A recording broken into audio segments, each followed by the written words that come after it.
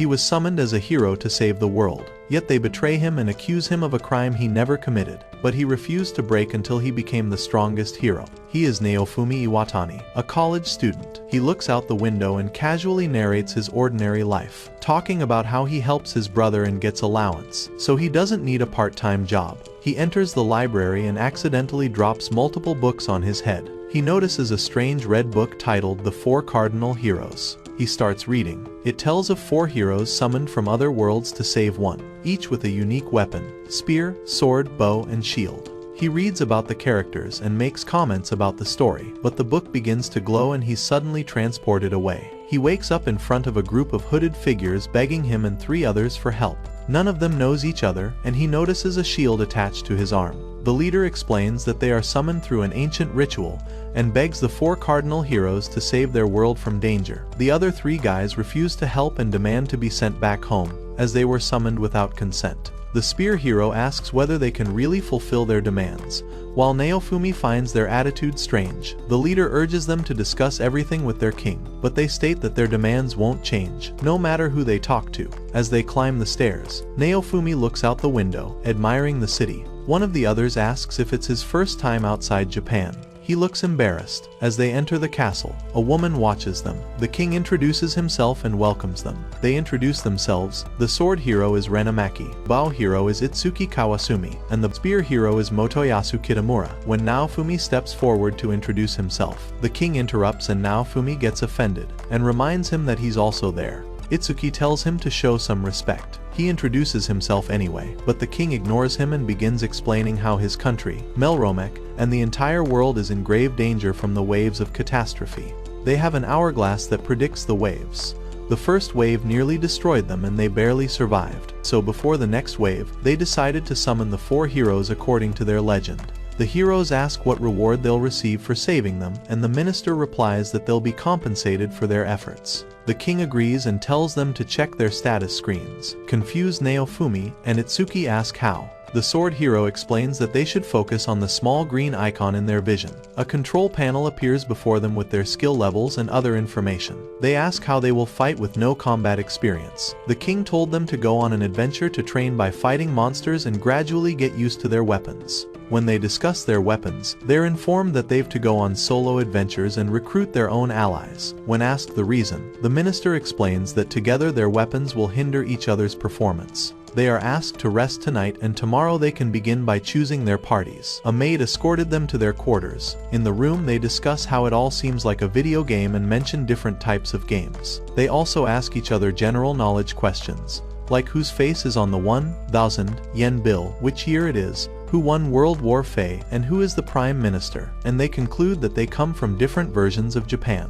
each from alternate timelines with different technology. Naofumi admits he doesn't know the games they played. They mock him for having a shield, calling it a weapon for losers, and he gets disappointed. Still, he thinks that he can rely on his party to fight while he defends. He even imagines finding his better half in this world, and believes he was chosen for a reason, so his success is assured. They decide to rest for the night. The next day, we see multiple flags waving and carriages. Inside the hall, some skilled warriors line up to become their allies. Naofumi makes eye contact with a girl among them. The king announces that their journey is about to begin. The warriors step forward and form groups behind the heroes. Naofumi turns to see that no one stands behind him. Even the king looks surprised by this. The king then mentions a rumor spreading among his people that the shield hero isn't serious about saving the world. The heroes realize someone must have overheard their conversation from last night. Naofumi suggests that the other heroes divide the warriors equally, but they all refuse, saying they can't force anyone. He argues that as a shielder, he can't fight alone. Finally, a red-haired girl steps forward and offers to join him. The king asks if anyone else wants to join him, but no one steps up and he tells Naofumi he'll have to recruit more allies on his own, and announces that each hero will receive a monthly allowance and this time Naofumi will get more coins than the others. They accept the terms and proceed to their own journeys. Outside, the heroes wish him luck. As they leave, the girl introduces herself as Mine Sophia, and they exchange polite greetings. He feels grateful that she joined him when no one else would, and he vows to protect her, and they begin their journey. Mine shows him around town, and he suggests they first buy some weapons. She agrees and excitedly leads the way. They enter a dimly lit weapon shop, and the shopkeeper greets them and asks if he knows her, and comments on Naofumi's clothes, and then notices the shield and calls him a loser. Naofumi thinks he can't let the rumors affect him, and the shopkeeper says he'll not mock him if he becomes a regular. Mine asks him to show some equipment under their budget, then Naofumi picks up a sword and gets electrocuted. He tries to pick another, but the same happens again. Everyone is confused, and he gets a warning on his panel. That means he can't use any weapon besides his shield, and the shopkeeper examines it and asks if it can be removed, which Naofumi refuses. He senses the shield's power but cannot tell anything else. Naofumi tries on the armor, and the shopkeeper comments that now he looks like a warrior. She even asks for the buyback price, so they can return it later. They buy the armor and look excited for their adventure. Out in the field, he takes a fighting stance as she cheers from behind a tree. He charges at the balloon. Like creatures with monstrous teeth, they bite him, but his shield absorbs all the damage. He fights with them, and after some struggle, he finishes them. Then, at some distance, he sees the sword hero fighting with these creatures easily. She steps up beside him, drawing her sword. Later, at sunset, we see them feeding orange fragments to the shield. She mentions that he doesn't feel pain when bitten as the shield absorbs it all, and he asks if they can sell fragments. She says they're worth 1 copper coin each, so he stops feeding the shield, and says that as his level rises, his shield will also upgrade. She asks if they can buy some armor for her. Next, they return to the equipment shop. He and the shopkeeper begin bargaining, trying to get a discount. Meanwhile, Mine brings all the items to the counter. When he hears the final price, he asks her to pick something cheaper. She gives him a side hug, saying that as she becomes stronger, they'll collect more fragments. Embarrassed, he gives in. Naofumi asks where they can sell the fragments, and the shopkeeper tells him about nearby stores. Next, we see them happily eating dinner together. She laughs, and he pulls out a map to discuss where they should go the next day. She tells him about a dungeon nearby where they could level up easily. He thanks her for all the help. She raises her wine glass and asks him to drink too, but he refuses as he doesn't drink alcohol, and she teases him and drinks. He thinks about her seductiveness but distracts himself and refuses to drink again, and she compliments his behavior, saying that in their world a man never turns down a drink offered by a woman, and he replies he's not good at it and goes to rest. He thanks her again for choosing him and will make it up to her. She wishes him good night. Back in his room, he counts his coins and does some calculations. He stashes some inside his shield, lies down on the bed, and wonders what it will be like to kill a monster. He still can't believe he is in another world, and he is very happy to be here, and he hears other heroes outside and blows out the candle. The next morning, he stands by the window and decides to go downstairs for breakfast. When he observes his coin pouch, armor and clothes are gone, and he's been robbed during the night, and rushes out of the room. While he is knocking a nearby door, knights surround him and say that the king has summoned him. In the court, he is pushed to the ground as knights circle him. He sees the other heroes and a frightened men, confused.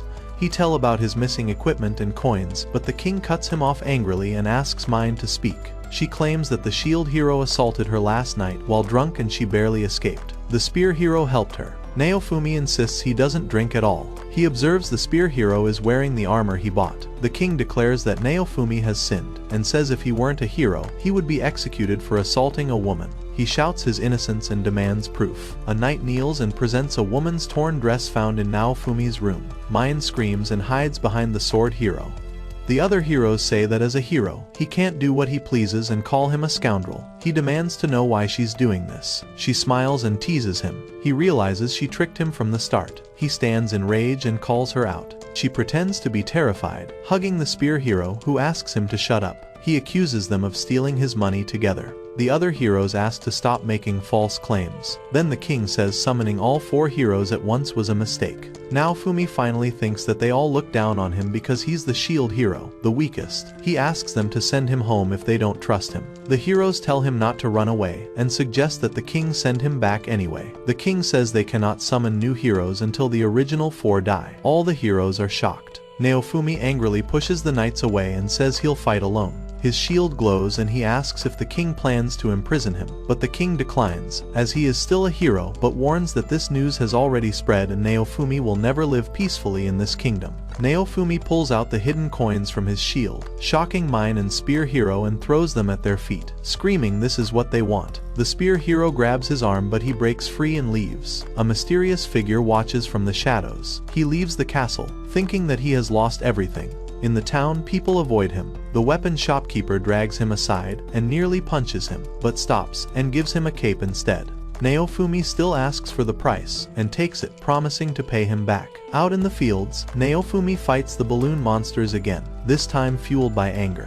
Later, soaked in rain under a tree with some orange fragments, he rests after fighting with them all night, and again gets ready as the creatures approach him. Next in the town, he sees a merchant and a customer bargaining over the fragments. When he tries to sell his pile of fragments, the merchant tries to cheat him. He asks for a fair price, but the merchant smirks, so he pulls him closer and reveals the orange monsters biting under his cape. The terrified merchant agrees on the fair market price. He says he doesn't care what he did and gives him the coins. Naofumi warns him to spread the message among the merchants not to mess with him. Later at the weapon shop, the shopkeeper finds 5 bronze coins, meaning Naofumi paid him back. In the forest, Naofumi finds a green plant he saw in a shop earlier. He puts a leaf into the shield, unlocking a new feature. He realizes he can keep every shield he unlocks. He summons the leaf shield and it glows and turns into the shape of a leaf. He sells the collected leaves to a shopkeeper, who is surprised by their high quality and pays him. At a pub, he is eating food when 3 men approach him, ask to join his party. He agrees but tells them he will keep 40% of any loot and split the rest among them depending on their performance. Outside, they laugh and try to rob him. Naofumi says they should have been clear about their intentions. He pulls out the orange monster and attacks them. One man tries to stab him but is thrown away and they run away terrified. Naofumi realizes his defense ability makes it hard to kill monsters and gain experience points. Just then, a mysterious man approaches, offering something better than party members. The man says he has heard rumors about the brave shield hero and asks him to follow him.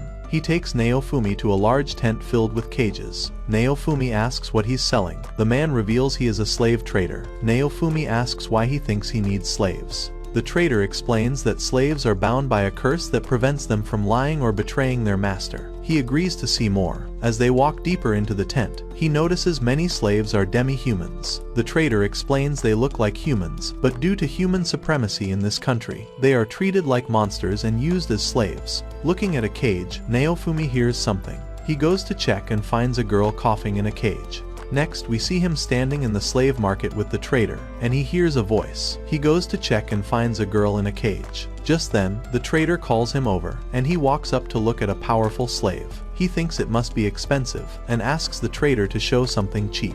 The trader says there are some cheap demi-humans, but they can't fight, and he takes him to the cheaper section there. He sees a sick half-raccoon girl, and the trader tells him that her previous owner used to torture her, and she will not survive much longer. But he decides to take her, and she looks scared. Next, he cuts his finger to make the contract with the girl. The trader uses his blood to make a circle around the seal on her chest, and explains that now she is his slave for life, and she cannot disobey his order. When the contract is made, he pays the trader and gives him an extra coin as commission, and walks towards her and asks her name. She replies, Raptalia. He holds her close, and they leave the place. The next morning, they enter a weapons shop. He pays 6 coins, and asks the seller to give some weapons for her. As she comes out wearing the armor, he shows her a monster and asks her to kill it, but she gets scared. But as he orders her to kill it, the mark on her chest hurts her, and she gathers her strength and kills the monster on her second attempt. The shopkeeper explains that through their contract, Naofumi also gains points from her wins.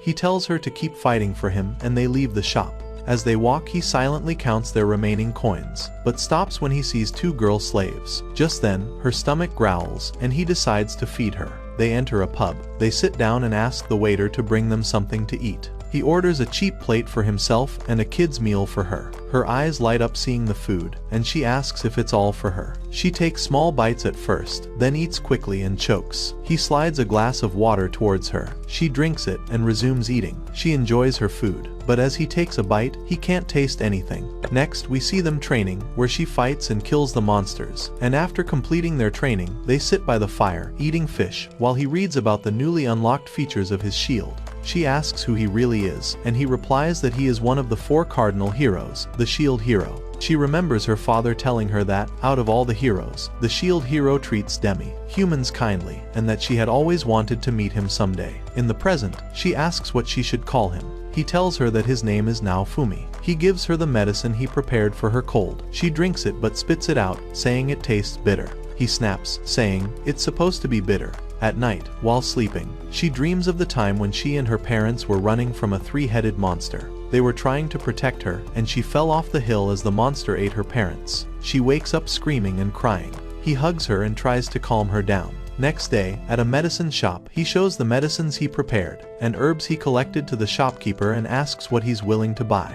The shopkeeper agrees to buy the medicines. Outside, he notices Raptalia looking at some kids playing with a ball. When he asks her if she wants one, she denies it, saying she never wanted it, but he knows she's lying, and he buys a ball for her anyway. They enter an inn, where Naofumi has to threaten the innkeeper to rent a room, and the innkeeper gets scared and rushes to prepare one. Later, we see them walking through the market, eating, and doing other activities. He prepares medicine, which he sells to earn coins, and then they eat together. Next, they train in the forest. A monster rabbit jumps and bites him. He asks her to kill it, but she hesitates, saying it will bleed. As she refuses to obey, the curse hurts her. He warns her about the wave and tells her she needs to get stronger to fight it, as he needs someone to fight for him. If she can't kill, he will find someone else. She picks up her knife and gets ready. She kills the monster and says she will fight for him because she has no other choice. He agrees. They return to the weapon shop to buy a new weapon for her. The shopkeeper shows them a sword. Naofumi asks about a village nearby where they can go and earn coins, and the shopkeeper tells him about one.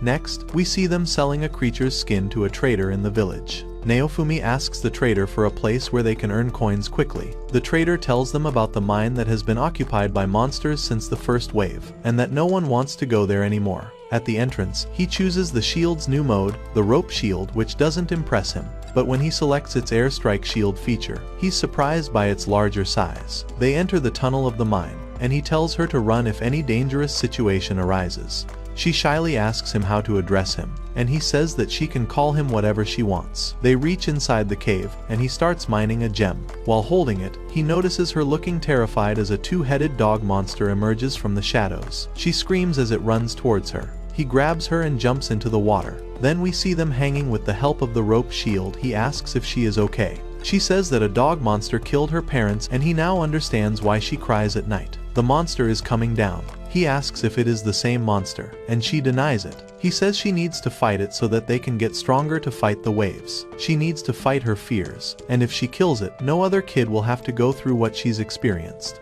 Next, he runs and blocks it, but its second head bites him. He asks her to attack it and reminds her that if she doesn't, they will die, and orders her to kill it, but she gets electrocuted. He sees she is really afraid to attack, so he asks her to run out of there and save herself while he buys her some time. She says that it will be just like her parents. The monster bites him deeper, but she refuses to leave, thinking that she will be alone again if he dies. She gathers her strength and attacks the monster. The monster screams in pain and charges towards her, but he blocks it with the airstrike shield, and she stabs it again, finally killing it. Their experience increases. She runs and hugs him while he tells her to be careful, as his wound hurts. She asks him not to abandon her. He says that from now on she will attack and he will defend, and together they will fight and survive this world. Next, we see Naofumi sitting on a rock, saying the shield has unlocked many new modes. Suddenly, a porcupine monster jumps at him, but he activates one of the shield's modes, trapping it and letting Raptalia kill it easily. He thinks they are ready for the next wave,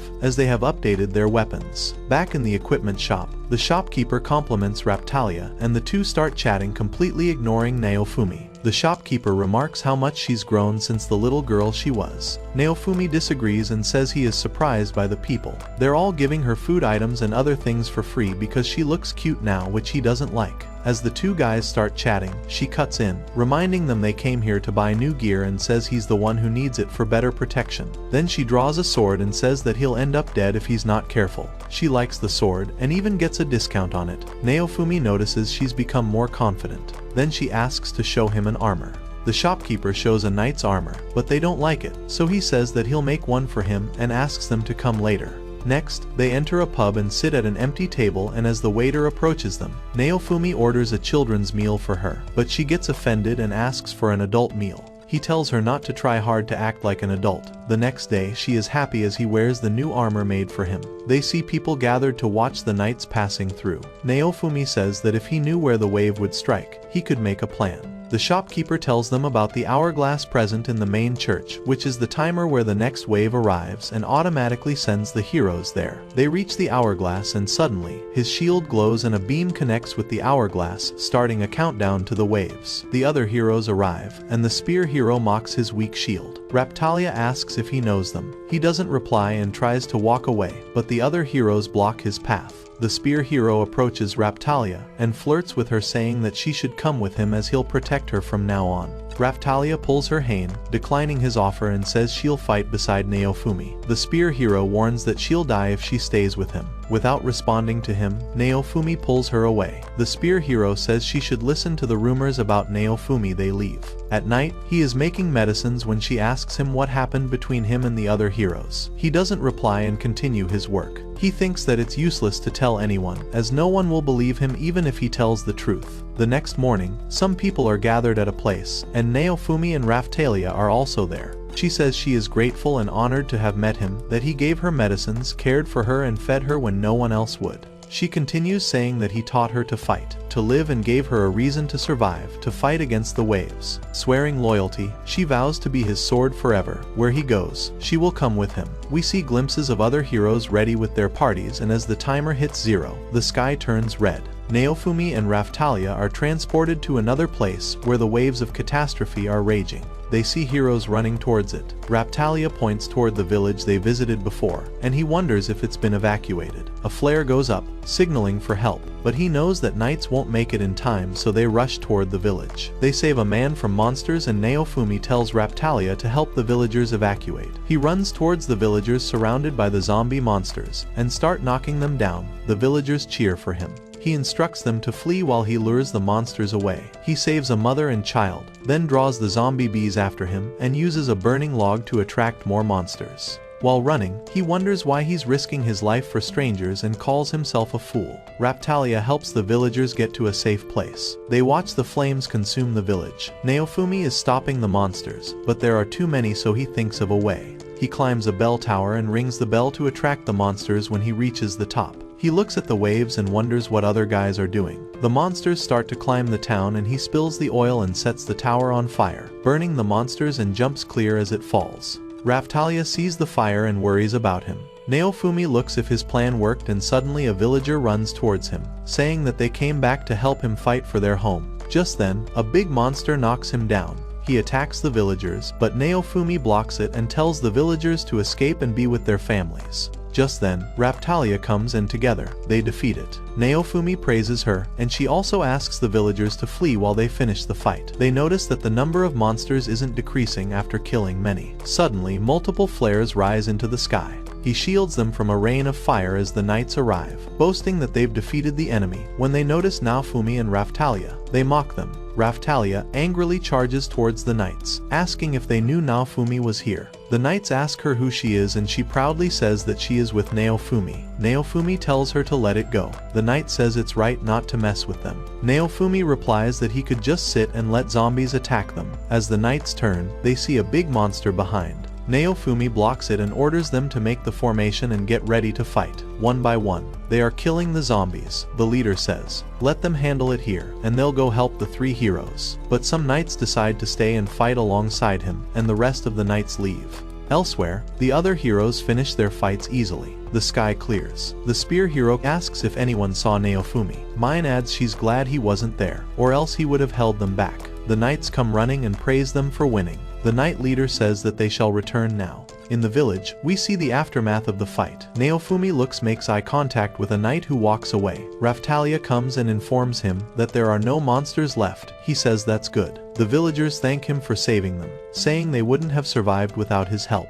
Naofumi says he just got lucky, but the villagers tell them they'll never forget what he's done for them. Raphtalia smiles, saying that at least they saved many children from going through what she's been through. Naofumi praises her for fighting well, but she admits she feels bad killing so many monsters. He gently places his hand on her head and she begins to cry. Now as the hourglass turns again, it marks the countdown to the next wave. After the victory over the wave, the kingdom hosts a grand feast. The heroes celebrate, surrounded by praise and admiration. Everyone except Naofumi, who sits alone, thinking it's all ridiculous and only wants the promised reward. Nearby, the spear hero enjoys the attention of several women, but when he tries to go after Raphtalia, Mine stops him and whispers in his ears. Raphtalia asks Naofumi to eat something, but he declines. He is still thinking about the village and how he could help them better. She returns with a piece of cake and insists he try it. Just as he takes a bite, the spear hero calls him out and challenges him to a duel. He accuses Naofumi for keeping Raphtalia as a slave. Naofumi asks what's wrong with that. Since slavery is legal in this country, the spear hero says that as heroes they shouldn't behave that way.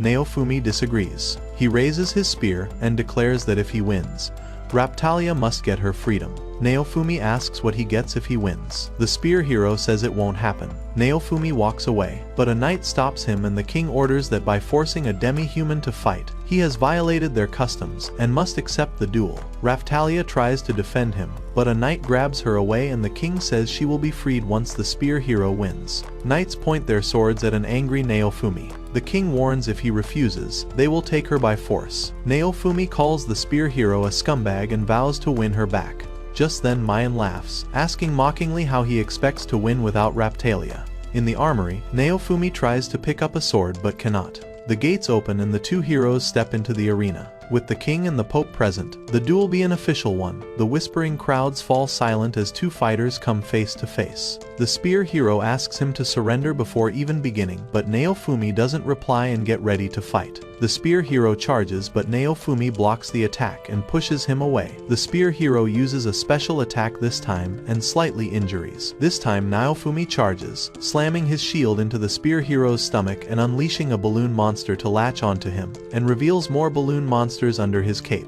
The spear hero says he can't use these but Naofumi says if he can't attack with weapons, he'll use whatever he can. Using airstrike shield and shield prison, he traps the spear hero with balloon monsters. The crowd can't believe that Naofumi is winning, so they start mocking him. Naofumi ignores them and asks the spear hero if he's ready to accept defeat. Spear hero refuses and Naofumi gets ready to attack the terrified guy, but he is suddenly knocked away by a gust of wind. It's Mine who casts magic to interfere and lets the spear hero break free and attack Naofumi. Then he uses his spear and casts a lightning spell which strikes Naofumi, who cannot block and falls on the ground. Exhausted, the spear hero announces his victory and the crowd cheers. Naofumi says Mine helped him with magic, but the spear hero denies it. When he shouts about the cheating, no one supported his claim. The king declares that the brave spear hero is the winner. Mine approaches Naofumi and mocks that he'll now have to fight the monsters alone. The king praises the spear hero and proud that his daughter believes in him.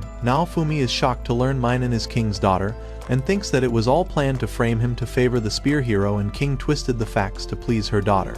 In a flashback, we see Mine telling the spear hero about him having a slave, but he wonders why they want him to fail when he never chose to be summoned in the first place. It is announced that Raphtalia is free now, and the crowd starts to badmouth Naofumi and calls him a criminal. Naofumi breaks down, cursing the shield and shouting that he doesn't want it and bent down. The slave crest on Raphtalia's chest is magically removed, ending the contract, and she tells him goodbye and turns away. Naofumi shouts and tries to get rid of the shield but it's his curse, so he can't remove it. Next, Raphtalia slaps the spear hero saying that she stayed with Naofumi by hero own choice, but he says that he thought Naofumi was abusing her. She clarifies that he never hurt her and protected her many times. Since Naofumi can't fight with a weapon, she must fight for him, and he defends her and let her rest when she needed it, and calls Mine a two-faced princess. Mine raised her hand but other two heroes steps in, accusing her of cheating in the duel and says that Naofumi would have easily won the duel if she hadn't used her magic to attack him. They also reveal that the king silenced the nobles from speaking about her interference. Raftalia walks towards her master, who asks her why she come back as she is free now and calls her a traitor. She says she heard the rumors that he assaulted a girl and lied about it. He again defends himself. Raftalia kneels trying to touch him, but he pushes her away, asking her to go to her savior spear hero and leave him. She nods and flames flicker out of Naofumi's shield as his anger rise. She says she trusts him and asks how she can prove her loyalty. He shuts her up and says that ever since he arrived here, they've despised and falsely accused him. And he tries again to remove his shield but stops when she places her hand on it. She asks him to remember how he saved the village using this very shield and protected countless lives, including hers. He says that he is not a nice guy, but she hugs him. She says that she knows him better and she will defend him even if the entire world hates and bad-mouths him. He saved her, gave her a sword and a purpose, and she will always stand by his side. Her kind words break through his anger and he breaks down, regretting of not listening to her earlier. She says it's hard to trust anyone in this world, but she trusts him and suddenly she grows into a teenage girl. He is shocked, but she replies that she is no longer a kid, so he should stop treating her like one. She says she might be a burden sometimes, but still will stand beside him, and they are a team, and hugs him as he cries. The crowd slowly leaves and the spear hero says a hero shouldn't own a slave. But the other two heroes points towards them and say that it doesn't look like a master and a slave relationship. They are still hugging each other and she says he never has to be alone again. The next morning, he wakes up. Next on the terrace they are holding the sandwich that she prepared in the kitchen. He asks again if she's really the same person and she explains that demi-humans can grow up faster, and that's the reason they are called natural creatures. She asks him to taste the sandwich, and for the first time in this world he is amazed that he can taste food again. They smile and make a deal to eat delicious food together. Next in Mine's room, where she is getting ready with the help of her helpers, and while speaking to a hooded spy girl who is outside the window informing her about Naofumi, and that he now owns a slave girl. Mine tells her to update her if the neighboring kingdoms try to interfere in their kingdom's affairs. The spy agrees and leaves. Next, we see a view of a guarded tower and the castle. Inside the court, the king rewards the spear hero with 4,000 coins, the two other heroes 3,800, and the lowest 500 to Naofumi, but as he owns a slave, he will not get it. The heroes argue that they were the ones who removed the so-called slave crest and that Naofumi has won the duel according to the rules. Mine says that Naofumi cheated by hiding monsters in his cape, so the spear hero is the winner, but the heroes say that it was Mine who cheated when she cast the magic spell that knocked him down during the duel, and they point out that Naofumi defended the loot village during the wave, not the knights, so he deserves to be fairly rewarded. The king agrees and rewards him and orders him to leave. He gets angry, but Raftalia interrupts, saying they should leave without wasting any more time, and they walk out. Next they visit the trader's tent to get a new slave crest, which according to her is a symbol of Naofumi's trust in her. She shyly asks Naofumi how the crest looks, but he's too absorbed in checking the features of his shield. The trader is also amazed by how much she has grown in such a short time and says her value has increased now, and she gets offended hearing this. Naofumi asks a box of eggs and the trader says they are monster eggs, and if he buys one, he would at least get a philolial, a gigantic bird that pulls carriages. The trader further says that if he gets lucky, he could get a high-priced dragon, and after listening to the trader's sales pitch, he buys an egg. While walking through the town, Raftalia says he should think carefully about how he spends his coins, but he says he bought the egg so that she can have a monster fighting beside her. They enter the medicine shop, where the shopkeeper says relatives from Loot Village asked him to help the shield hero, and he gives him a medical grimoire with medicine recipes and tells them to visit the magician's shop, where the old lady is waiting for them. In the magician's shop, the woman explains their magical abilities and tells Raftalia to learn illusion magic. She also gives them a magic spell book as a gift for saving her grandchild during the wave. She would have given them a crystal ball too, but the king ordered some crystal balls to give to the heroes. Naofumi says, "Everyone except me," and thanks her for helping. Later, Naofumi troubles to read the books as he doesn't know the language of this world. Raftalia says that they should learn the language and magic together. Then, Naofumi agrees as they still have a month until the next wave and decides to spend the night in Loot Village. The next morning, Naofumi whispers and wakes Raftalia as the egg begins to crack. A small bird comes out of it and sits on his head, thinking he is its mother. Next, we see them feeding the bird, Raftalia training and shopping in the market, and Naofumi riding on a grown-up version of the bird. Naofumi is scared as it runs fast through the forest, and Raftalia waits for them to return. In the evening, they comment on how much it has grown in 2 days, and he names it Philo. Raftalia says that since it's a philolial bird, he could have chosen a more original name, but he argues that the bird likes the name. Then they hear something. It's mind reading the king's order, that the spear hero is appointed as the lord of the region and the villagers must pay a toll to enter and leave the village. When Naofumi raises his voice, Mine asks him to leave this village now, as it's the spear hero's domain. Naofumi says he will leave, but it's unfair to force the villagers to pay the high toll. The villagers support him and said that he defended them during the wave. As Mine raises her spear to attack, some hooded figures arrive and say that she knows who they are and hand her a scroll. She reads it, and angrily challenges Naofumi to a race for control of the village. He declines, but the villagers request him to accept the challenge, so that they can be free from the high tax, and only a hero can challenge another hero.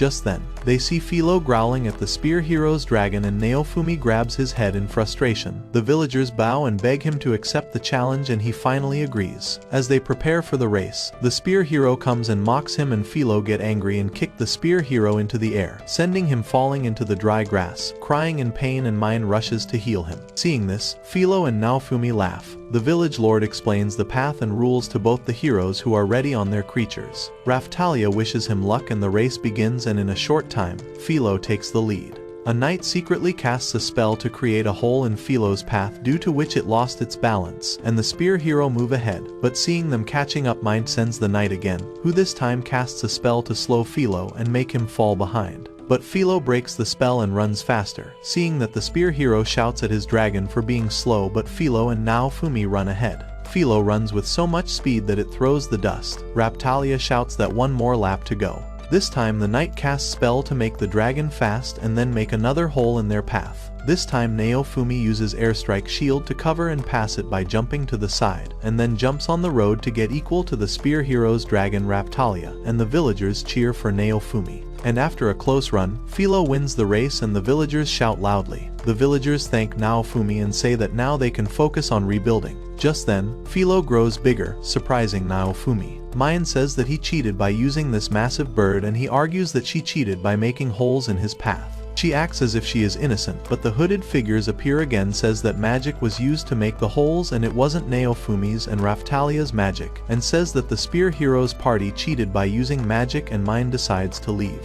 The spear hero warns him, but he gets scared as Naofumi reminds him of Philo's kick from earlier, and he leaves crying in pain. The villagers again showed their gratitude to Naofumi, and he asks them about his reward. They say they need some time to collect, but Naofumi interrupts that he doesn't want any money as he doesn't want to take their rebuilding funds. The villagers ask him how they can reward him. Philo taps on his head and points towards an empty carriage. Next, Philo is running happily while pulling the carriage, Naofumi and Raptalia inside. She asks him to stop as she is feeling sick. At night, he helps her to lie down near the fire and tells her that they will be traveling a lot, so she should overcome her motion sickness. They mention that Philo looks happy after pulling the carriage. Then we see Naofumi getting a golden pass of a traveling trader from the village lord, which exempts him from paying any road taxes, and he says that now they can do travel trading besides fighting monsters. He then asks her to sleep. Philo comes close to him and he also sleeps. The next morning, Raptalia wakes him up in a panic. As he tries to stand, he sees a girl lying on his lap with no clothes on. He gets shocked and moves away from her. The girl wakes and turns to wish Naofumi. They ask each other who she is, and the girl asks for something to eat. Next, the three of them arrive at the equipment shop, and the shopkeeper says that Naofumi can't just bring another girl as his slave. The little girl looks at a sandwich and asks if she can have it.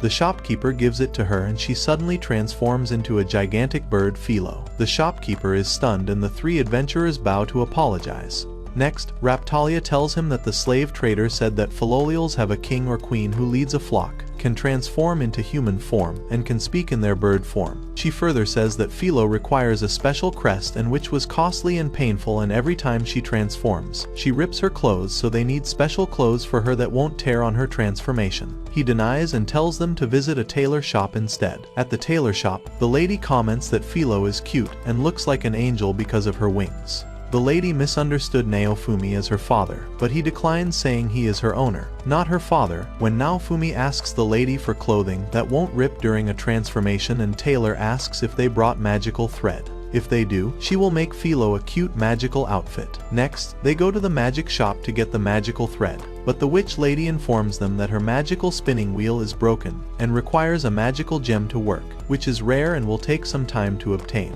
Philo gets excited upon seeing the crystal ball. While on the road, Philo pulls the carriage while singing a song about her magical abilities, her wind magic, and how much she likes pulling the carriage and hates the spear hero. Naofumi says that until they get her outfit, they can continue trading using their trader pass. They stop to help an old man who asks them for a ride to his village so he can deliver the medicine he has quickly. Naofumi says that he will take him to the village for 1 silver coin, which he can pay him now or later. Naofumi and the man sit on top of Philo, who runs faster without the carriage. Naofumi tosses his trader pass to the village guard, saying he'll take it back when he returns. Inside the man's house, he asks his mother to take the medicine. Naofumi says he'll handle it while he begins boiling water. Using his medical knowledge, he modifies the medicine and gives it to the man's mother, which works quickly, and she wakes up without pain and thanks Naofumi.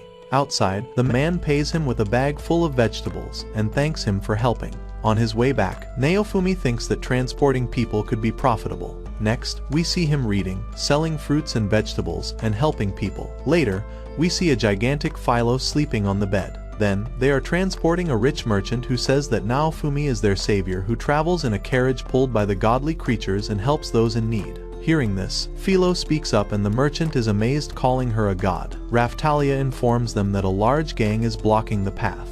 A goon asks him to hand over the rich merchant. Naofumi thinks he must be careful while choosing clients. Another goon says they can leave peacefully only after giving up the merchant and all their belongings. Raftalia and Philo ask Naofumi for permission to fight. The goon says that they can fight against their samurai fighter. As Naofumi gets ready by changing his shield's form, Raftalia begins reciting a spell and turns invisible. Philo attacks them with a tornado spell and soon the gang is tied up, telling that some traders hired them to rob the merchant. Naofumi asks what to do. The merchant suggests handing them over to the guards, but the goons recognize that he is the shield hero and threaten him to spread rumors that the shield hero mistreated them. Naofumi sighs and says, "Then all of you have to die," and ask Philo to eat them. The goons panic, begging for their lives. Naofumi replies he is not their savior, but he won't kill them, but he takes all the things they own. Raftalia says that this looks like robbery, which is wrong, but the merchant disagrees, saying Naofumi is simply taking their offerings in exchange for sparing their lives, and it is called smart trading. Naofumi asks the merchant how he will repay him, to which he replies that he will share his knowledge and connections. Next, the merchant teaches Naofumi how to craft gems and some magical spells so that he can start a new business by making gemstones. He then introduced him to a man who updates him on the rumors of other heroes. The spear hero helped a village, the sword hero slayed a dragon, and the bow hero is rumored to be training in the mountains or went to a dungeon or joined another country's army. The merchant bids farewell and gives him a letter. They reach a mining site where a man reads the letter and agrees to help them get gemstones at a discount, and Naofumi asks about the magical clothing gem. Next, the witch from the magic shop rides with them in the carriage, who is amazed that they find the new gem so quickly. Suddenly, Raftalia points ahead. They see a temple and stop. The temple was once used by an alchemist and they entered a nearby dark tunnel. They approach a large empty box with a stone inscription in ancient language warning that the seed must not leave this tunnel or the world will suffer its pain again.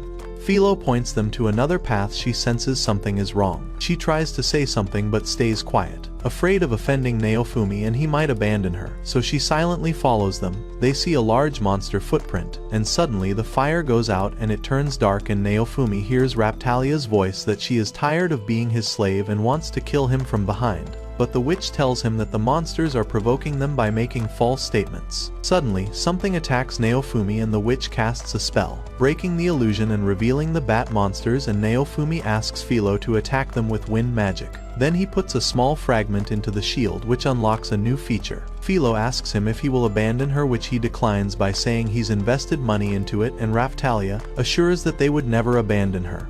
Naofumi looks at Raftalia but says it's nothing. They reach a dark room filled with glowing clusters of pointed gems. The witch tells them about the monster that is guarding the gems before he can plan. Raftalia and Philo charge ahead.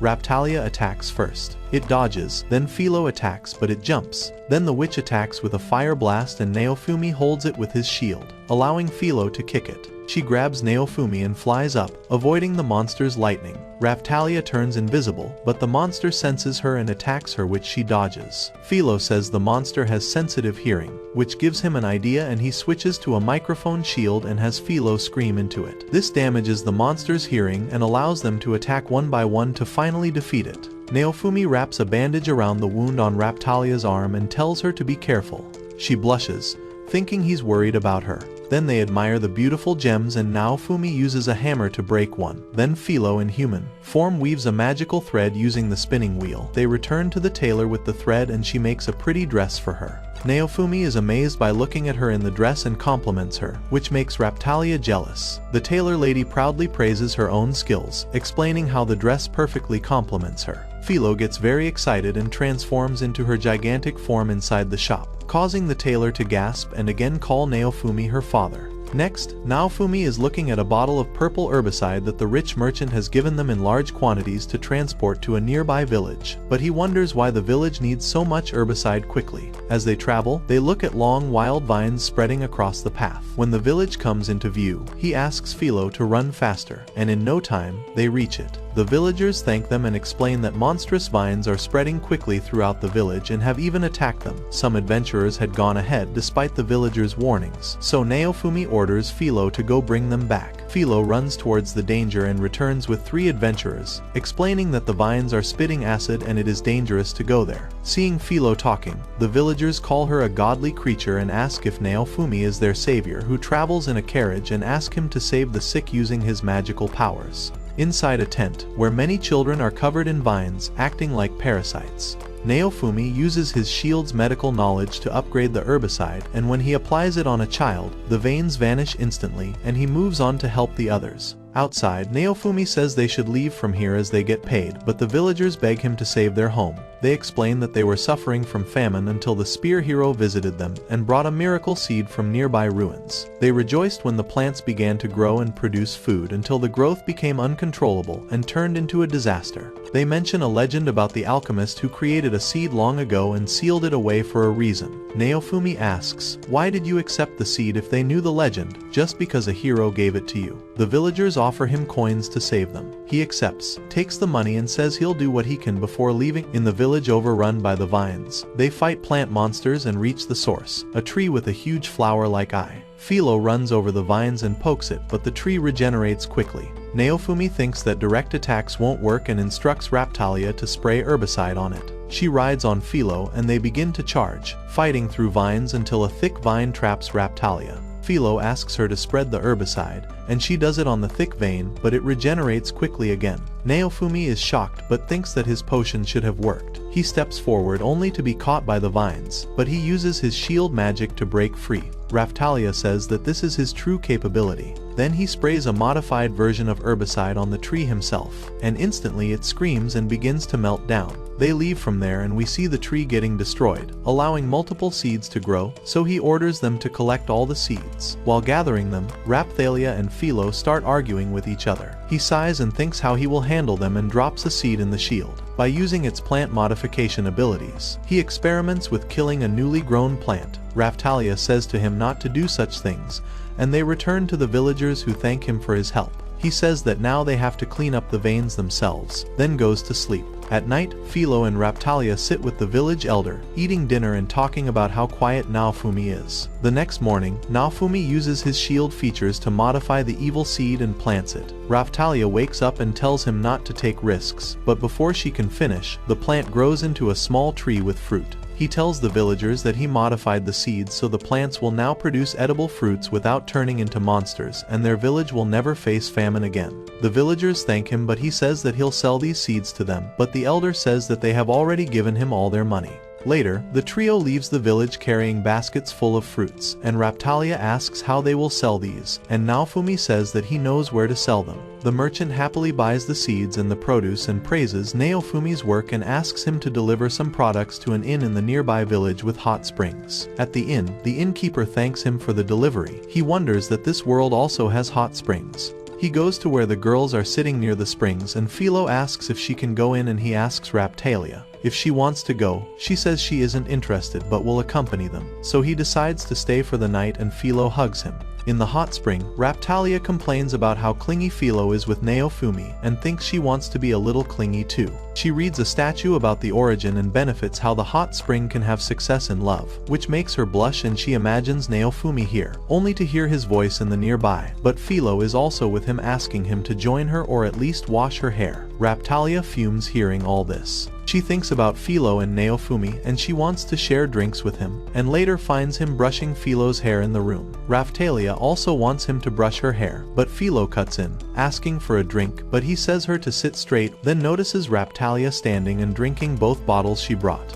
At night, Raphtalia can't sleep, thinking that Philo might steal Naofumi if she doesn't do anything. She thinks that her mother used to say that giving a loved one a gift brings them closer, and she decides to find a precious gem she heard girls talking about in the hallway. Her face turns red about thinking that her and Naofumi and gets shocked to see Philo following her, who asks if she is also looking for the eggs. She heard from a man that the eggs here are tasty, and if she gives one to Naofumi, he will brush his hair more often and become her mate. Raphtalia thinks that Philo is already thinking about marriage. Philo runs ahead, and she follows but can't win a race with a bird. Philo mocks her for being too slow, but she stepped on the edge, and when Raphtalia comes to save her, they both fall. They ask each other if they are fine and notice that they fell on a dangerous monster who roars and chases them. Seeing a dead end ahead, Philo transforms into a bird and asks Raphtalia to get on and jumps across to the other side. They are both happy to be safe. At sunrise, they finally reach the bird's nest. They both crawl toward the nest, but as Raphtalia reaches for the gem,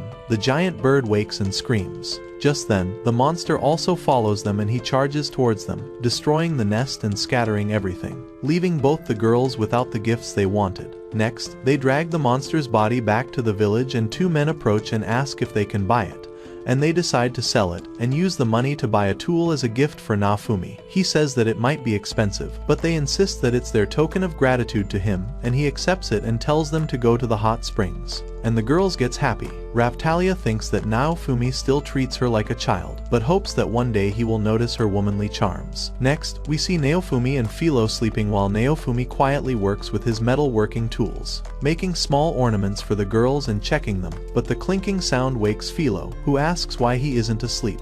He tells her he's just checking on them and sends her back to sleep. In the morning, they are packing when an elderly woman and a child approach from the forest, warning them to turn back if they want to survive, because the village has been devastated by a plague. The trio heads toward the village. The place is very silent. As they arrive, an old man recognizes Naofumi and his party, calling them saviors sent by the gods. He excitedly runs to the doctor. The doctor, who manages the village clinic. Inside the clinic, after seeing the patient's condition, he decides to give them the medicines himself. His medicine eases everyone's symptoms, and afterward he stores some supplies in a hut, and there he observes a woman crying near her child's body. Later, the doctor pays Naofumi, which is less than expected, but he accepts it, saying that his medicine only provides temporary relief and the sickness will return, which ironically benefits him as a seller. The doctor admits that he is powerless to save them. The nurse explains that everyone is sick from toxic air coming from a nearby mountain, which is overrun with monsters. The doctor adds that the sword hero killed a dragon there months ago, which helped the village financially by attracting adventurers, but the adventurers died soon from toxins leaking from the dragon's corpse. Naofumi says the sword hero treats this world like a game, and only adventurers dare to go on the mountain now because of the poison. They have contacted the kingdom and soon the medicines will be delivered, but the heroes can't help them. Naofumi tells Raphtalia to prepare as they're going up the mountain themselves. The doctor says it's too dangerous, but they insist they can handle it and ask him to prepare the payment he intended for the king. The nurse says that Naofumi isn't a savior but a money-minded jerk, to which he replies he never asked anyone to call him that. On the way to the mountain, Raphtalia says they've never carried this much luggage before. They then see a large group of monsters. Naofumi casts a spell that makes Philo run faster, running through the enemies and scattering them aside. Soon they reach the ruins near the dragon's corpse. As he approaches the corpse, the dragon suddenly absorbs its spilled blood and regrows its flesh and wakes up. Shocked, Naofumi and Raphtalia try to flee, but Philo charges at the dragon because she hates them. Naofumi says they have to fight it. The dragon releases poisonous fumes, and immediately Naofumi shields them, but notices his shield is barely effective.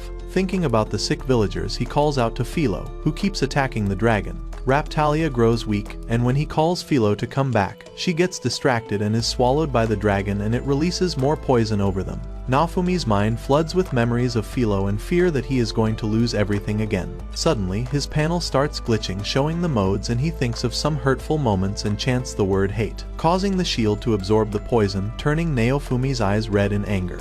Then, when the smoke clears, he walks towards the dragon, who attacks him with his claw. Naofumi is safe as he blocks the attack and the shield glows red, causing some red markings all over Naofumi's body. Raptalia runs towards him, but can't reach him due to the powerful wind that blows the dragon back. The shield is on fire and Naofumi looks very angry with red eyes. The dragon attacks it only to catch fire on its tail. Then he steps forward and his body catches fire, and the area turns red, and he attacks the dragon. Still very angry and his body on fire, he looks like a devil, but suddenly gets normal, thinking of Naofumi's words, how she believes in him. He cannot believe what he was going to do and looks at Raptalia, holding his hand, relieved as he is normal, but falls down from the burns caused by the shield's flames. He tries healing magic but it doesn't work. The dragon rises to attack him again but bursts into flames. Naofumi realizes he must use the shield's flames to defeat the dragon, but he can't let hatred consume him again. The dragon screams in pain and falls. Naofumi is confused and the flames of his shield disappear. Raptalia wakes up. Though still weak, she thanks him for using healing magic on her. Suddenly, Philo comes bursting the dragon's body and happily says that it took a while but she found her way and she is okay. Raptalia says she saw her blood, but Philo says it was the fruit she threw up and thanks them for worrying about her. Philo says that she killed the dragon from inside, and tells them about a glowing crystal present in its stomach, which she ate and it glows inside her stomach. Seeing this, Raptalia laughs but she is still weak. Naofumi says they had to get her to safety, but she argues that they need to get rid of the dragon first. The village air looks clean and the doctor pays him with coins back, but he said to use it to cure Raptalia no matter how much it costs. The doctor tells him that she is afflicted with a powerful curse and can't free her from it. He asks him to go to a big church to cure her with the money and Naofumi thanks him. Later, Philo comes to see Raptalia while the nurse bandages her. The nurse whispers that Naofumi cares about her, which makes her shy. Naofumi apologizes to her, but she says it is fine, as she had the feeling that the shield's power would take him away, and she can't let that happen, so she is glad. Philo asks if he is going somewhere, but he declines and keeps his hand on her head, and she gives him the crystal which was inside the dragon. He looks at the crystal, then puts it in the shield, which unlocks a new feature, but his level is not high enough to use it. He thinks that he couldn't control the high-powered shield and is glad that he didn't kill both of them. Feeling ashamed, he apologized to both of them, saying he was careless, and he should have done something else to distract the dragon. Raptalia says she wasn't strong enough to fight it, and Philo says she didn't think before charging it.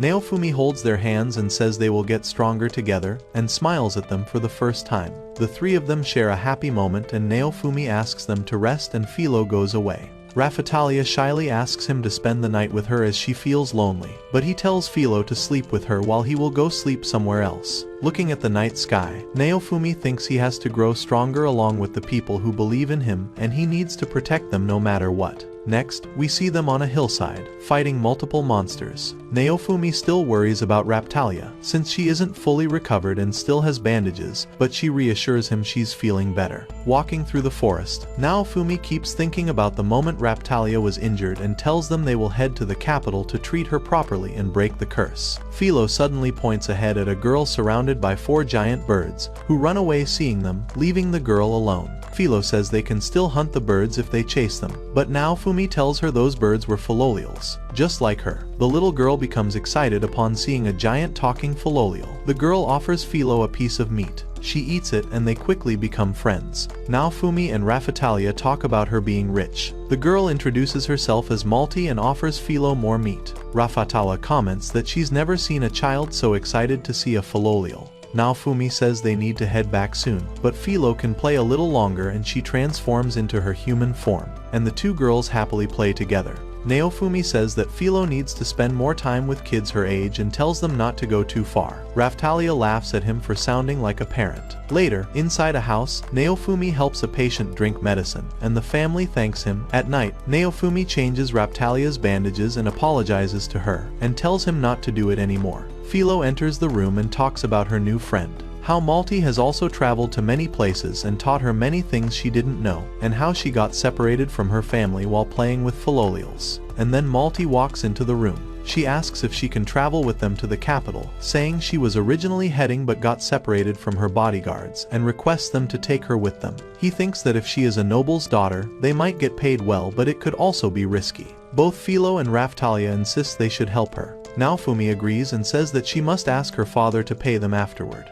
Outside, the hooded spy girl watches Fathom. The next morning, they prepare to leave the village. Naofumi says the villagers he will collect the money they owe him next time he visits, and they depart. Next we see them traveling joyfully. Philo fights a monster while Raptalia gets motion sick. By the river, Malti catches a big fish, after which she and Philo play together. At night, they have a good dinner, but Philo is still hungry when Malti offers her plate. Naofumi takes it away, making Philo angry. Later, the girls sleep while Naofumi keeps watch and Raptalia wakes up and says she can take over so he can rest, and Raptalia covers him with a blanket before sitting beside him. Suddenly, they notice Malti is missing and get scared thinking Philo ate her up. He says they might need to destroy the evidence rather than admit Philo ate a nobleman's daughter. Philo wakes up and asks what's wrong, then says that Malti is sleeping inside her feathers. She wakes Malti up, who says Philo's feathers are so soft that she couldn't resist sleeping there, so she removes her dress first. Raptalia touches Philo's feathers and instantly goes to sleep. Naofumi wonders holding one feather if these feathers have sleep-inducing properties. The next morning, they reach the capital and Naofumi is careful not to be recognized. Malti thanks them and Philo accompanies her back to her home. He tells her to bring their reward from her father and says he's sure they'll see Malti again. Next, Naofumi and Raptalia arrive at the church. He notices the shield symbol missing from the church's top. Inside, the Pope greets him and compliments him for fighting well during the royal duel against all odds and saying he is impressed with Naofumi's skills with the shield. Naofumi asks for the most powerful holy water to remove a curse. The Pope agrees and asks him to pay 1 gold coin as an offering. Raptalia disagrees, but Naofumi says the cost doesn't matter compared to her. On analyzing the bottle, Naofumi says it's low-quality water. The Pope scolds the nun for bringing the wrong one and orders her to fetch the highest grade holy water and apologize. Naofumi says it's fine as long as he gets what he wants. He takes the bottle and turns to leave, but the Pope reminds them they should be grateful to the gods. Outside, a young knight rushes towards them and they immediately start running to escape the knight. Naofumi instructs Raptalia to get Philo and meet him at the carriage and they split up. The knight calls out, asking him to wait, but Naofumi runs again and reaches the market, thinking he escaped, until the spear hero suddenly attacks him. Naofumi scolds him for attacking him in public like this, but the shield hero demands that he free the slave girl with wings, claiming he saw her and fell in love with her because she's beautiful. He remembers Philo kicking him, and says he will get revenge and attack him with his spear. The fight causes the villagers to argue, each supporting their favorite hero. The spear hero charges again. He is stopped when a knight comes in between them. The knight tells them to go somewhere else because it's not a place for a duel, but Mine arrives and says it is now, and orders the guard to surround them and announces that this is now an official duel between the two heroes by her authority. But Malti arrives and forbids the heroes from dueling. Naofumi is confused and asks what's happening. Mine asks what she's doing here, and Malti criticizes her for covering the damage caused by the spear hero. She tells him to look around, that no hero should act like this, and she warns Mine that her games have gone too far and she'll tell their mother about it. Malti apologizes to the crowd. Naofumi realizes that Malti is Mine's sister. Raptalia and Philo reach the scene and the spear hero kneels, taking Philo's hand and saying that Naofumi is forcing her to work hard, but she says she likes pulling the cart. He raises his spear, asking Naofumi why he is making her pull the cart like that big fat bird, which offends Philo. She transforms into her bird form and says he hates him and kicks him into the air again. Mine orders the knights to rush him to a doctor. The human Philo cheers and Naofumi says he's proud of her. Mine approaches Naofumi and says she needs to speak with him urgently. Next, they're inside the equipment shop as they couldn't think of anywhere safe. Malti apologizes for not telling them sooner that she is Princess Malti Melromac, first in line to the throne. Raptalia asks how she is the first when Mine is older. Malti explains that because of her sister's behavior, she is first in line and that she had no idea that Naofumi was the shield hero. Naofumi cuts her and tells her to forget everything, and he cannot trust anything she says, and she looks hurt. She asks to hear her out, but he isn't ready to listen and a knight calls for her. She leaves disheartened and unable to explain anything. Malti is sadly escorted away by the knights, thinking that her mother sent her to confront the king's injustice and defend the shield hero since she herself couldn't go. Raptalia, the shopkeeper, and Philo ask Naofumi why he didn't give Malti a chance, and he tells Philo not to play with Malti anymore. Philo asks the reason, but Naofumi refuses to answer, and she runs away crying. Raptalia asks if it's because Malti is the king's daughter. He replies that he can't trust any of them, Outside, some knights approach Philo and she enters the shop saying they have visitors. The knights enter and say that they were impressed by Naofumi's selfless efforts during the last wave and want to support him in fighting in the next waves. And that's the reason he was running after him. He says they can fight on their own, but the knights explain they belong to the Loot Village, the village he saved, and they want to help and repay him. Naofumi shows them a trinket and tells them to buy it for 150 silver coins and then he'll consider their offer. They are shocked, but after discussing they tell him they will return with the money. Raphtalia asks why he's doing it. While waiting in the shop, Naofumi asks the shopkeeper to repair his equipment. He checks his panel and notices stars beside their names. The shopkeeper explains it means they're ready for class upgrades and Naofumi must choose their paths. Naofumi reads that they must visit the hourglass for the upgrade. He asks Raphtalia what she wants and she says she'll accept whatever he chooses. He tells her she must decide her own future, because he'll return home after the waves are repelled. Raphtalia quietly wonders why he is already thinking about leaving. At the hourglass, the nun says that class upgrades will cost 15 gold coins per person. He thinks it's expensive, but tells Raphtalia that she will get upgraded first and hands over the gold coins to the nun, but another nun interrupts them. They're forbidden from upgrading any shield hero's party by the order of the king. He takes his coins back. And next, they visit the slave trader's tent. They enter the tent and the trader greets him and thanks him, saying Naofumi's traveling has boosted his business, because the nobles from around the kingdom want philolials and people are coming to buy high-quality slaves like Raphtalia. The trader asks if he wants another slave, but Naofumi says they're here for class upgrades since the king banned them from any upgradation. The trader says Naofumi can apply for it at any other country's hourglasses, then shows him a map, sharing the knowledge of the nearby countries, and suggests they should go to the country of demi-humans, which will take 2 weeks by sea and a month by wagon. Naofumi says they can't reach it before the next wave. The trader offers metal talons for Philo. After discounts and bargaining, they strike the deal and the trader looks oddly pleased. Naofumi asks if they can test these talons here, and the trader says he has something they'll like. Next they walk through the sewers, wondering why the slave trader suggested them to be here. They encounter a monster and fight it. Philo uses his talons to fight and slices the monster apart, thrilled by their power. Back in their room, Naofumi dips the bandages in holy water and wraps them around her arm. It burns, but she says she's fine. He says that she has 10 days to heal before the wave arrives, and he has no idea where it will strike next. Learning from the last wave, he says they should pack some medicines to help people. Raphtalia grows sad, knowing he intends to return home after the waves are defeated, and asks if she can go with him. Philo wakes up and tells Raphtalia not to act lovey-dovey with Naofumi, and they both start arguing until Naofumi raises his voice, telling them to sleep. He is polishing gemstones while they sleep. The next morning, they load the carriage with supplies and travel to a nearby village. He uses the trader pass to enter. The village is quiet and heavily damaged. They wonder if the next wave might hit here. They travel to another destroyed village where the people can't afford to buy anything, and offer their things in exchange for food. They say they are refugees from the north, because a bow-using adventurer started a revolution there, forcing them to flee. Naofumi tells Raphtalia that they're going to help them. Later, they walk through the busy market, and they visit a pub to eat and see the sword hero and bow hero sitting nearby. The bow hero says he freed a country in the north, but when he went to collect his reward, someone else had taken it. The sword hero says the same thing happened to him. A member of Bow Hero's party mentions a new mission to overthrow a lord in the north. Naofumi wonders if it's the same village they passed. The heroes confront Naofumi, asking why he's laughing. The bow hero accuses him of stealing their rewards. Naofumi denies it and says he's trying too hard to be a vigilante and failing at it.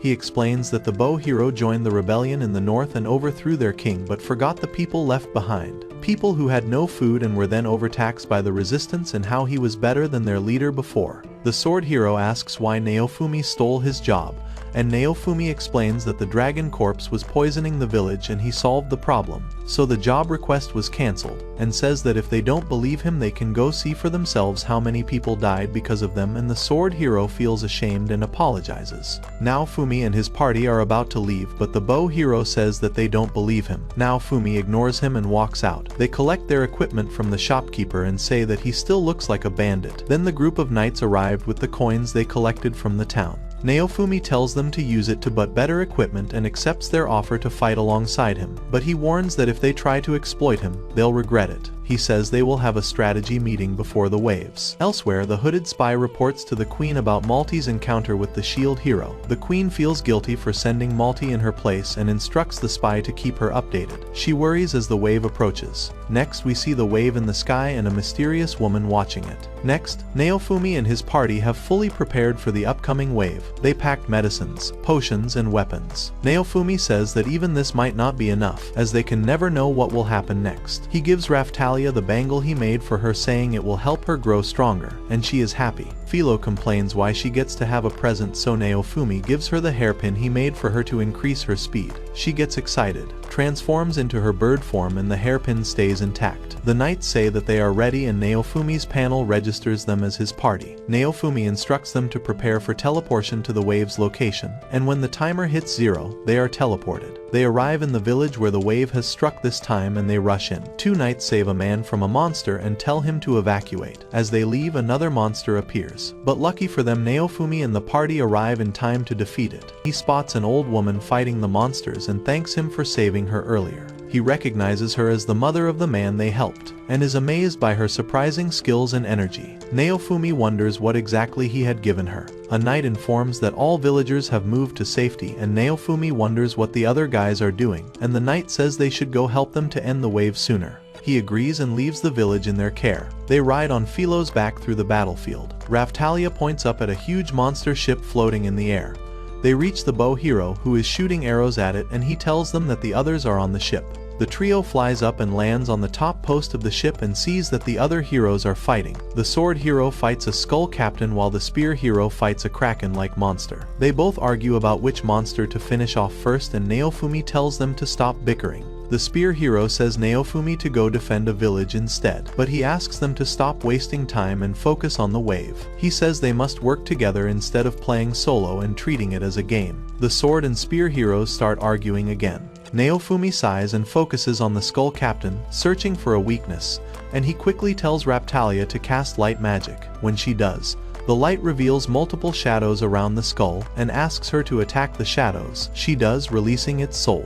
The sword hero notices this and attacks the kraken's shadow, releasing its soul too. The released souls gather and fuse, forming a massive flying monster with monstrous teeth. The three heroes use their special attacks, but none of them have any effect on the monster. Naofumi tells Philo to use wind magic, but even that fails. The monster generates a giant energy ball, and the heroes try to stop it, but the monster fires and Naofumi blocks it with his shield. The monster prepares another shot, but Naofumi tells Philo to use her quick attacks to fight it. She manages to distract the monster, but Naofumi realizes they don't have enough time. The village will be destroyed if they drag this. Naofumi says he will use the rage shield and asks for her forgiveness. Raphtalia grabs his hand, saying she will always be his sword and stay by his side forever. Naofumi tells Philo to protect her if anything goes wrong. HW activates the rage shield. In the darkness, he hears "You will pay" and sees a dragon, and the sword hero stabbing something, and he hears in pain. He hears accusations about humiliation and using its bones. He recognizes that it is the dragon's voice, and the shield chooses the word "grow up." His hand becomes clawed like a dragon's and the flames burn him. The heroes look at him, horrified, as Philo is also getting affected by his rage aura. Philo kicks the monster down so the enraged Naofumi can attack, and the monster screams as it burns. Mind says that he's a beast and not a hero. Raphtalia yells at the other heroes for just standing there and doing nothing, and she blames herself for not being strong enough to help Naofumi and demands that they use their powers as this world's chosen ones. The sword and bow hero attacks the kraken monsters, but the spear hero asks why he should help that jerk, but he has no choice and joins despite Mind's protest. Inside his mind, Naofumi battles his rage and the dragon and demands the dragon to show its face. Then, he feels Raphtalia's presence supporting him, and the rage begins to fade, as he remembers his vow to protect Raphtalia, Philo, and the villagers. The shield cycles through modes and select a combination. Naofumi returns to normal and traps the fused monster with shield prison.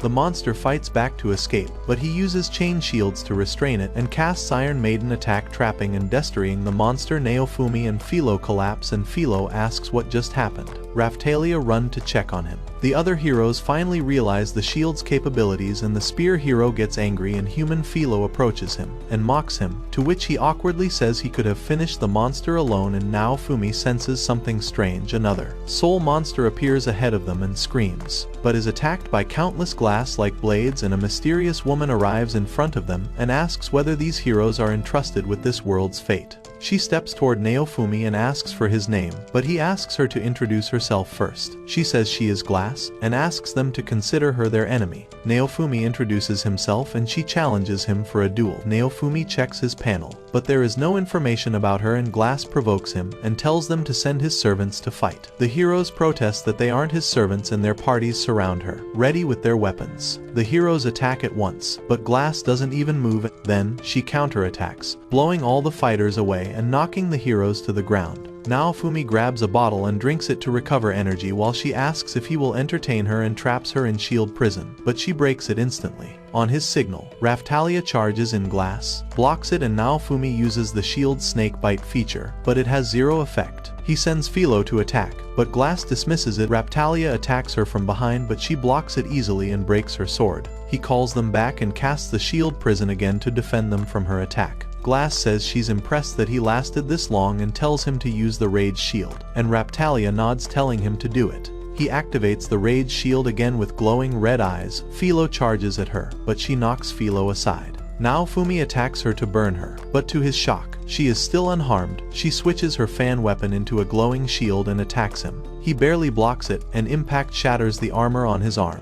She compliments his defense and says she already noticed that his dark flames are effective only at close-range attacks. She asks him to not hold back and to use his full potential. He says if she insists, and traps her using the shield prison, and finally calls the Iron Maiden, slamming it shut around her. But she breaks out of it unharmed, and he thinks that nothing is working, and he asks Raftalia to use light magic when he signals. At his command, Raftalia casts light magic, blinding Glass, and he heals Philo, and the three escape the ship. She watches them run away and attacks them with her glass blades. Naofumi blocks them with the airstrike shield. When she fires a beam, he deflects it toward a hill, and she says she can't defeat him from a distance, and she warns him to prepare for their next encounter. She disappears and the waves vanishes with her, clearing the sky. They wonder why she let them escape.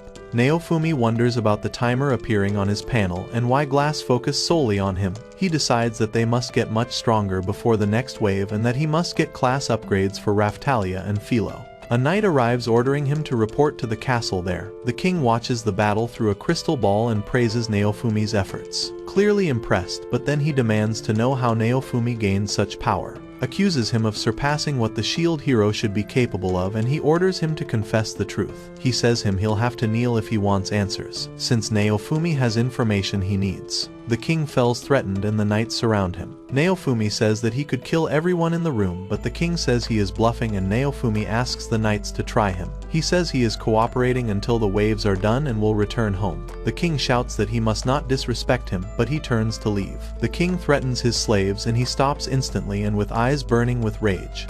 He warns the king that if he ever touches his team, there will be consequences he will regret forever. Then he leaves. On his way out, he is stopped by a woman who surprisingly compliments him and tells him he truly deserves recognition for his battle skills. She shows him a sword trinket and tells him to be cautious, and then leaves.